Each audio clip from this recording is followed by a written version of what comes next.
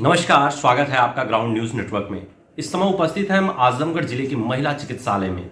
यूं तो यह चिकित्सालय काफी पुराना है, सुविधाओं के लिए जाना जाता है। आजमगढ़ में 2 ऐसे हॉस्पिटल हैं, पीजीआई तीसरा बना है, मगर महिलाओं की जो व्यवस्था यहाँ मिलती है वह आजमगढ़ में एक बेहतर व्यवस्था जब से डॉक्टर साहब ने कार्यभार संभाला है उसको और चांद लगाने का काम किया है। डॉक्टर साहब से हम बात करते हैं इस समय महिलाओं के लिए क्या क्या यहाँ व्यवस्थाएं हैं, डिलीवरी से लेकर और उपचार की सारी व्यवस्था है। नवजात शिशु के लिए कंगारू व्यवस्था भी है, यहाँ पे इस तरह की सारी व्यवस्था है। तो हम सर से बात करते हैं कि क्या अपग्रेड सर ने किया है और किस तरह से व्यवस्थाएं संचालित हैं। सर धन्यवाद आपका। सर एक संक्षिप्त हॉस्पिटल के बारे में परिचय, क्या क्या व्यवस्थाएं हैं? मेरा अस्पताल पहले संयुक्त चिकित्सालय के रूप में हुआ करता था, जिला चिकित्सालय महिला चिकित्सालय के साथ था। ये 94 भी यहाँ बना है और तब से चल रहा है। 100 बेड का हॉस्पिटल है और basically RCH reproductive and child health care पे हम काम करते हैं, जिसमें कि जच्चा और बच्चा जो गर्भवती बहुत महिलाएं होती हैं उनका जिस समय आप गर्भ धारण करते हैं तब से हमारे यहाँ उसका रजिस्ट्रेशन हो जाता है।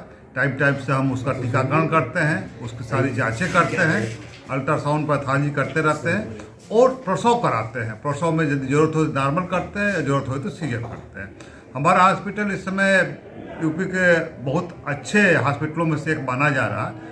कारण इसका ये है कि हम लोगों ने अपने वार्ड को बहुत सुसज्जित किया है और इस पर स्टडी करा कि यदि हमारे यहाँ इन्फेक्शन रेट ज़्यादा है, हमारे यहाँ विड्रॉल रेट ज़्यादा है तो क्यों है, और एक एक पे काम किया। हर वार्ड में हम लोगों ने AC लगा दिया है, जाड़े में OFR लगा दिया है, प्लस डॉक्टर का राउंड हम लोगों ने सुनिश्चित किया है। मैं खुद भी राउंड करता हूँ दिन में 2 या 3 बार रात में, और हमारे डॉक्टर्स भी करते हैं।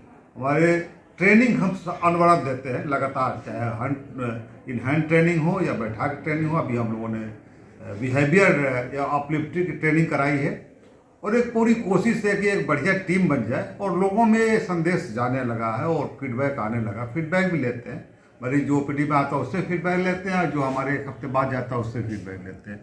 हमारे यहाँ 2-3 चीज़ें इधर नई हम लोगों ने किया है।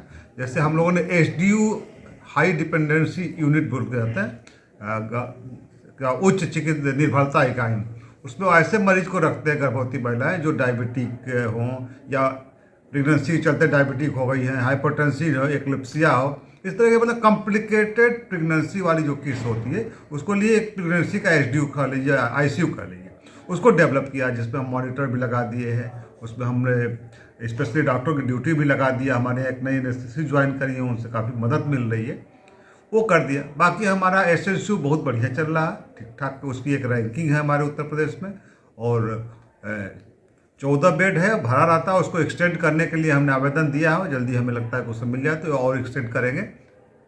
जगह की थोड़ी कमी आ रही है, हॉस्पिटल पुराना है, 100 बेड का है, हमारे पास वार्ड भर जा रहे हैं। आज 100 बेड के हॉस्पिटल में एक दिन तो ऐसा होगा कि 85 पोस्ट ऑपरेटिव मरीज थे और उसके बाद डिलीवरी जो नॉर्मल होती है 20-25 वो थे। बेड हमारे पास नहीं था। फिर हम लोगों ने कैसे कैसे करके नए जो ऐसे जगह थी जहाँ के स्टोर वगैरह था उसको खाली करा के बना रहे हैं, लेकिन समस्या है क्योंकि हमें स्टोर भी चाहिए, क्वालिटी देना है तो हर चीज़ एक समय बाउंड तरीके से आना चाहिए। तो ये कम ही हो रही है, इस पर हम काम कर रहे हैं, शासन को भी लिख रहे हैं क्योंकि हॉस्पिटल पुराना है, इसमें एक्सटेंशन गुंजाइश नहीं है। हार्ट ऑफ सिटी में आप देख ही रहे हैं। तो ये चूँकि एक बड़े जिले का हॉस्पिटल है और एक ही मात्र महिला चिकित्सालय है और सिर्फ आजमगढ़ नहीं बल्कि मऊ, अम्बेडकर नगर, इस तरह के जो पेरीफेरी के डिस्ट्रिक्ट उनके मरीज भी आते हैं, मरीज आते हैं। क्योंकि सुविधाएं हम लोगों ने थोड़ी बढ़ाई है, अवेलेबिलिटी डॉक्टर की सुनिश्चित करी है, स्टाफ के बिहेवियर में चेंजेस आए हैं, तो फीडबैक अच्छा मिल रहा है और भीड़ काफ़ी ठीक ठाक होने लगी है। आप आए होंगे तो देखे होंगे, जैसे घुसते ही आपको लगता होगा कि जैसे हॉस्पिटल कब बेला जाते हैं। तो आकस्मिक व्यवस्थाओं से निपटने के लिए किस तरह की फायर के लिए क्या सुविधाएं, बीच में काम चल रहा था, पूरा हो गया है क्या वो? फायर का काम प्रोसेस में है, पाइप्स लग गए हैं और उसका जो सेंसर होता है उसके तार लग गए हैं और मेरा ख्याल है कि जल्दी उसको नेक्स्ट सीजन तक पूरा करेंगे। और फायर के लिए बाकी जो सिलेंडर्स लगे होते हैं, बीच बीच में हम ट्रेनिंग देते हैं कि यदि फायर हो जाए तो मॉक ड्रिल करते हैं कि कैसे हमें निपटना चाहिए, तो इसकी कोशिश पूरी रहती है। जैसे SNCU में हमारा 2 दरवाज़ा पहले से ही है और ट्रेन कर रखे हैं कि वायदे कुछ होता है जैसे झांसी में, तो उसके बाद हम लोगों ने फिर एक मॉक ड्रिल करा फायर डिपार्टमेंट से मिल के, फायर का ठीक है, हमारे यहाँ ठीक चल रहा है और ये बहुत जल्दी हो जाएगा, तेल कम हो जाएगा। सर जल्द ही हमने सुना था, समाचार पत्रों में था कि प्रधानमंत्री सूर्य घर योजना से भी आच्छादित होने वाला हॉस्पिटल, तो उससे किस तरह लाभान्वित ये होंगे? बहुत अच्छी योजना हमारे यहाँ आ रही है। मतलब पूरे आप रूफ पे हम लगा देंगे सोलर प्लांट, उससे बिजली पैदा होगी जो हमारे कंजप्शन में होगी, अदरवाइज ग्रिड पे चली जाएगी।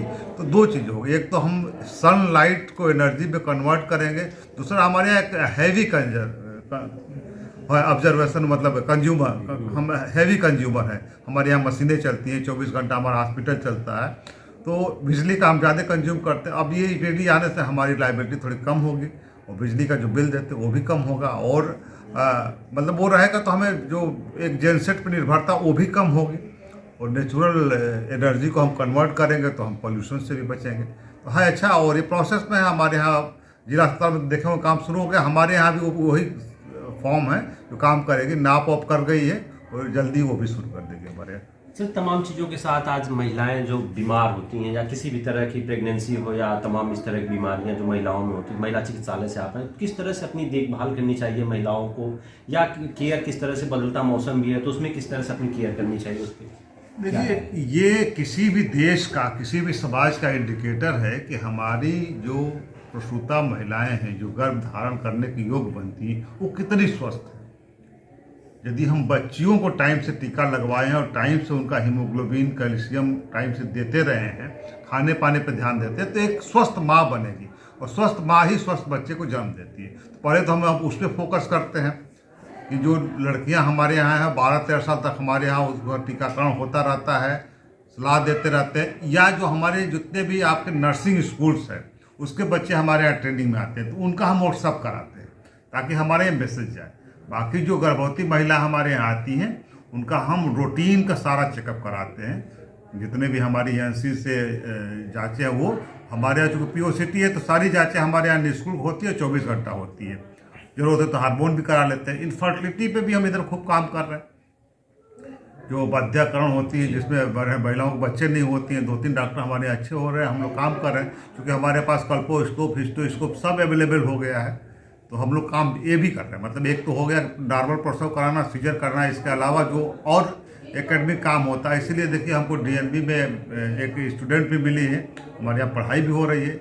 डीएनबी से एक डीजीओ का हमारे यहाँ आई है, डॉक्टर तस्लीम, वो ज्वाइन कर ली है और काम कर रही हैं। तो सर जो महंगे महंगे इलाज बड़े बड़े हॉस्पिटलों में होते हैं, वैसे इलाज भी अब जो जिन महिलाओं को बच्चे नहीं होते हैं उनके इलाज भी अब यहाँ संभव है? हाँ बिल्कुल हो रहे हैं, बिल्कुल हो रहे हैं। हम लोग बहुत जल्दी ही एक असिस्टेंट इंसेमिनाइजेशन करके करते हैं, तो हम लोग प्लान कर रहे हैं, क्योंकि हमारे पास इंस्ट्रूमेंट सारे हैं और डॉक्टर्स भी क्वालिफाइड आ गए हैं और डीएनबी की एक स्टूडेंट भी आ गई, तो हमारा है कि सेमिनार सिम्पोजियम भी करेंगे और वो भी कर रहे हैं। तो सर ये जो महंगे इलाज हैं उससे कितना सस्ता होगा सरकारी हॉस्पिटल में और कितना रिजल्ट मिलने की संभावना है? देखिए, जहाँ तक महंगे सस्ते की बात, हमारे यहाँ तो सब कुछ फ्री है, सरकार ने सब कुछ व्यवस्था कर रखी है, और हमारे लिए एक और अच्छी इधर अपॉर्चुनिटी ये मिली कि यदि आयुष्मान होल्डर आप हैं तो हम उनको थोड़ा विशेष सुविधा देते हैं और उससे हमारे हॉस्पिटल की इनकम बढ़ जाती है।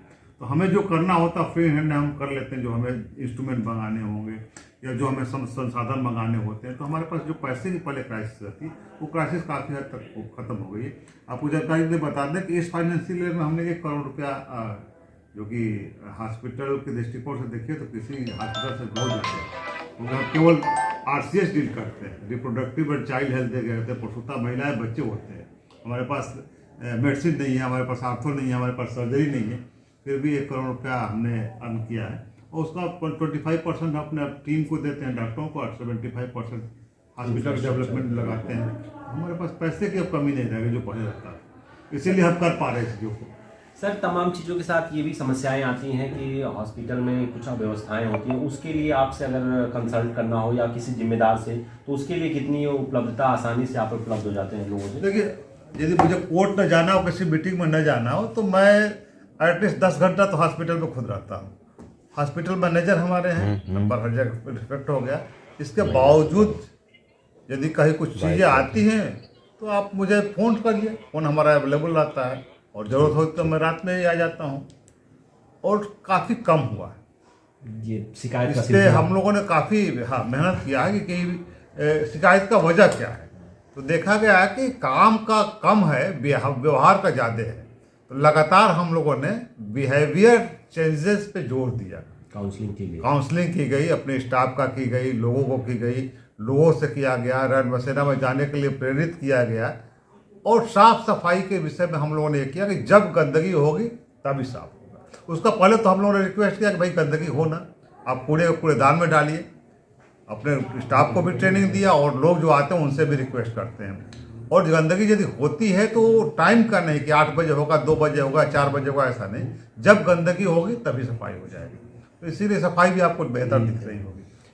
सर, लास्ट में हम बात करेंगे उन महिलाओं, उन बहनों से, और क्या सलाह होगी आपने कि जो बीमार होती हैं या जो इनको प्रसव की जरूरत है, ट्रीटमेंट की जरूरत है, उनको क्या सलाह देंगे आप हॉस्पिटल के नजरिए? देखिए, पहली चीज़ तो है कि प्रसव एक बहुत ही नेचुरल प्रक्रिया है।